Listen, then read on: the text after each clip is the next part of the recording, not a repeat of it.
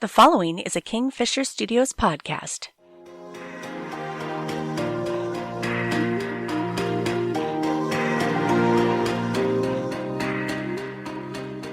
Part of the human experience is accepting that there are certain constants in the world around us. This is true for me anyway. When I look up in the daytime, I know I'll see clouds, blue sky, birds, or even an airplane. At night, there are the stars, the moon, or night flyers. When I look down, I know I'll see my feet, the floor, a sidewalk, or any of the other normal down things. I could keep going, but I think you get the point. Some things are just going to be there no matter what.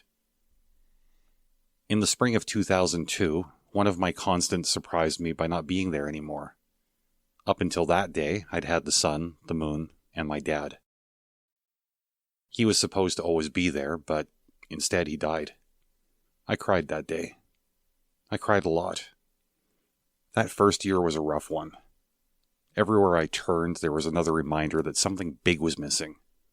Everything rubbed my nose in the thought that the carved granite rules of the universe had been rewritten through the loss of one of my constants.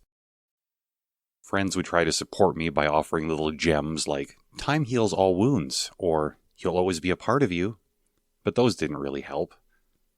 Grief, as I've learned, is a process. Part of that process is learning how to redefine normal in a way that no longer counts on the constant of having that certain someone as part of it. On the 1-year anniversary of Dad's passing, I wasn't really feeling too great. I guess I'd gotten it into my head that if I could somehow grind through a whole year without him, I'd start to feel better. I was wrong on that day. I was wrong on that day every year for 16 years. But this year was different. He passed on May 9th, 2002. As I record this, it's May 9th, 2020. And I didn't cry today. Those 4 words sound almost surreal as I say them. I didn't cry today. More importantly, I don't feel guilty about it. I'll always love my dad, even though he disappointed me by forcing me to accept that, unlike the sun and the moon, people are only constants for a season. If you have thoughts on this or anything else I've spoken about, send me an email. I'd love to hear about it.